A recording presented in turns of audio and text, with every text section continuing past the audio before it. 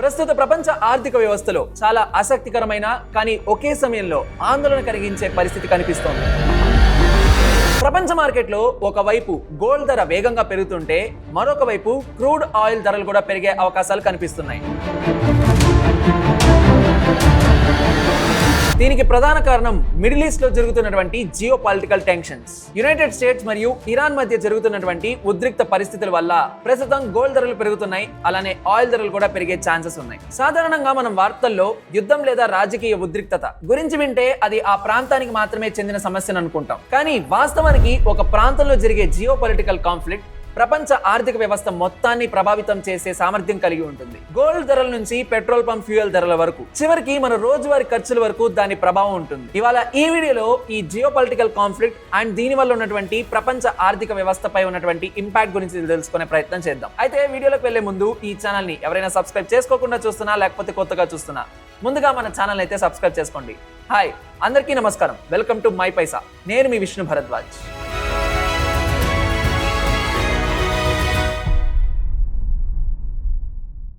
ముందుగా ఇవాళ గోల్డ్ గురించి మాట్లాడుకుందాం. ప్రపంచంలో ఎప్పుడైనా యుద్ధాలు జరుగుతున్నా, లేకపోతే రాజకీయ అస్థిరత నెలకొన్నా, లేదా పెద్ద ఆర్థిక సంక్షోభాలు వచ్చినప్పుడు ఇన్వెస్టర్లు సేఫ్ అసెట్స్ వైపు పరుగులు తీస్తూ ఉంటారు. ఇలాంటి సేఫ్ అసెట్స్ అనగానే అందరికీ ఫస్ట్ గా గుర్తొచ్చేది గోల్డ్. దీనికి ఒక ప్రత్యేకమైన కారణమే ఉంది.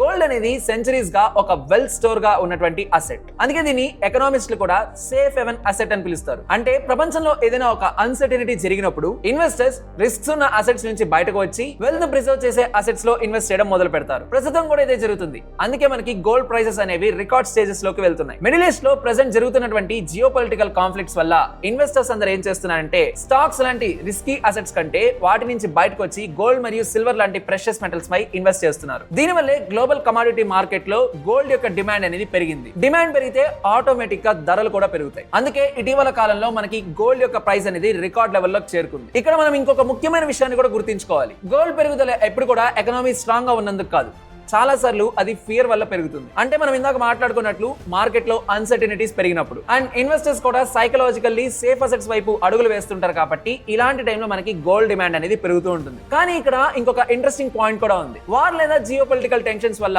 గోల్డ్ ధరలు పెరిగితే రేపు అదే జియో పొలిటికల్ టెన్షన్స్ కొంచెం తగ్గుముఖం పట్టాక గోల్డ్ యొక్క డిమాండ్ అనేది కూడా తగ్గవచ్చు. ఎందుకంటే ఫినాన్షియల్ గా మార్కెట్ అనేది కొంచెం స్టేబుల్ అయినట్లయితే, అంటే ఎవరైతే ఇన్వెస్టర్స్ ఈ జియో పొలిటికల్ టెన్షన్స్ వల్ల గోల్డ్ లేదా సిల్వర్ లో ఇన్వెస్ట్ చేశారో వాళ్ళు రేపు మార్కెట్ స్టేబుల్ అయ్యాక మళ్ళీ ఆ అమౌంట్ ని తిరిగి స్టాక్స్ మరియు ఈక్విటీస్ లోనే ఇన్వెస్ట్ చేస్తారు. బేసిక్ గా మనకి స్టాక్స్ మరియు ఈక్విటీస్ అనేవి లాంగ్ టర్మ్ లో ఎప్పుడైనా కూడా గ్రోత్ అసెట్స్ గా ఉంటాయి. కాబట్టి వన్స్ మార్కెట్ స్టేబుల్ అయ్యాక మళ్ళీ వీళ్ళు వీటిలోనే ఇన్వెస్ట్ చేస్తారు. దీనే ఫినాన్షియల్ మార్కెట్ టర్మినాలజీస్ లో చెప్పాలంటే ప్రాఫిట్ బుకింగ్ అంటారు. అందుకే చాలా మంది మార్కెట్ ఎక్స్పర్ట్స్ చెప్తున్నది ఏంటంటే ఒకవేళ యునైటెడ్ స్టేట్స్ మరియు ఇరాన్ మధ్య జరుగుతున్నటువంటి ఉద్రిక్త పరిస్థితులు తగ్గితే గోల్డ్ మరియు సిల్వర్ ధరల్లో 3% నుండి 8% వరకు కరెక్షన్ వచ్చే ఛాన్సెస్ ఉన్నాయి. అయితే ఇది క్రాష్ కాదు, మార్కెట్ లో కరెక్షన్ అనేది ఒక సహజమైన ప్రాసెస్ మాత్రమే. అందుకనేసి లాంగ్ టర్మ్ లో గోల్డ్ విలువ అనేది పూర్తిగా కూడా పడిపోదు. ఎందుకంటే గోల్డ్ అనేది మనకి ఇన్ఫ్లేషన్ హెడ్జ్ గా కూడా పనిచేస్తుంది. ఇప్పటి వరకు మనం గోల్డ్ గురించి డిస్కస్ చేసాం, కానీ ఈ కథలో అసలైనటువంటి హీరో గోల్డ్ కాదు. బేసిక్ గా ఈ వార్ వల్ల ఎక్కువ ఇంపాక్ట్ అనేది ఆయిల్స్ మీద పడింది. ప్రపంచ ఎనర్జీ సిస్టమ్స్ లో మిడిల్ ఈస్ట్ ప్రాంతం అనేది అత్యంత కీలకమైనది. ప్రపంచ క్రూడ్ ఆయిల్ రిజర్వ్స్ లో చాలా భాగం ఈ ప్రాంతంలోనే ఉంటాయి. ముఖ్యంగా చెప్పాలంటే ఈ ప్రాంతంలో ఒక చిన్న కీలకమైన సీ రూట్ ఉంది, అదే స్ట్రైట్ ఆఫ్ హార్మూజ్. ఈ నారో వాటర్ వే ద్వారా ప్రపంచంలో క్రూడ్ ఆయిల్ సప్లై అనేది దాదాపు 20% వరకు ఇక్కడే జరుగుతుంది. అంటే ప్రపంచంలో ఉపయోగించే 5 బ్యారెల్ ఆయిల్స్ లో ఒకటి ఈ మార్గం ద్వారానే ట్రాన్స్పోర్ట్ అవుతుంది. మరి ఇప్పుడు మీరే ఆలోచించండి, ఈ ప్రాంతంలో కనుక టెన్షన్ పెరిగితే అసలు ఏమవుతుంది? షిప్పింగ్ రూట్స్ అనేవి ప్రమాదంలో పడతాయి, ఇన్సూరెన్స్ కాస్ట్లు కూడా పెరుగుతాయి, ఆయిల్ సప్లైలో మనకి డిస్రప్షన్స్ రావచ్చు, మార్కెట్స్ వెంటనే రియాక్ట్ అవుతాయి. ఒకవేళ ఆయిల్ సప్లై తగ్గే ప్రమాదం కనిపించినట్లయితే ఆటోమేటిక్ గా క్రూడ్ ఆయిల్ ధరలు అనేవి ఆకాశాన్ని అంటుతాయి. ఇదే ఈ జియో పొలిటికల్ కాన్ఫ్లిక్ట్ లో అన్నిటికంటే ఎక్కువ ఇంపాక్ట్ చూపించే విషయం. ఎందుకంటే ఆయిల్ ధరలు పెరగడం అంటే కేవలం ఎనర్జీ మార్కెట్ సమస్య మాత్రమే కాదు, అది ప్రపంచ ఆర్థిక వ్యవస్థ మొత్తం మీద ప్రభావం చూపుతుంది. ఎందుకంటే ఆయిల్ అనేది ప్రపంచంలో ఉన్నటువంటి ఎవ్రీ ఇండస్ట్రీలో యూజ్ చేసే ఒక ప్రధానమైనటువంటి ఎనర్జీ సోర్స్. ట్రాన్స్పోర్ట్స్ నుంచి మ్యానుఫ్యాక్చరింగ్ వరకు, అగ్రికల్చర్ నుంచి లాజిస్టిక్స్ వరకు అన్ని రంగాలు ఆయిల్ పైనే ఆధారపడి ఉంటాయి. అండ్ ఇది మాత్రమే కాదు, ఒకవేళ క్రూడ్ ఆయిల్ ధరలు పెరిగాయంటే ఆటోమేటిక్ గా పెట్రోల్ మరియు డీజిల్ ధరలు కూడా పెరుగుతాయి. ఎస్పెషల్ గా ఇండియా అయితే క్రూడ్ ఆయిల్ ఇంపోర్ట్స్ లో మనం మిడిల్ ఈస్ట్ మీదే ఎక్కువ డిపెండ్ అయి ఉన్నాం. అందుకే ఇంటర్నేషనల్ క్రూడ్ ఆయిల్ ధరలు పెరిగితే ఆటోమేటిక్ గా మనకి డొమెస్టిక్ ఫ్యూయల్ ప్రైసెస్ కూడా పెరుగుతాయి. అండ్ ఇప్పుడు ఈ స్టోరీలో మనకి ఇంకొక కీలకమైన చాప్టర్ కూడా ఉంది, అదే ఇన్ఫ్లేషన్. మరి దీనికి ఇన్ఫ్లేషన్ కి సంబంధం ఏంటి?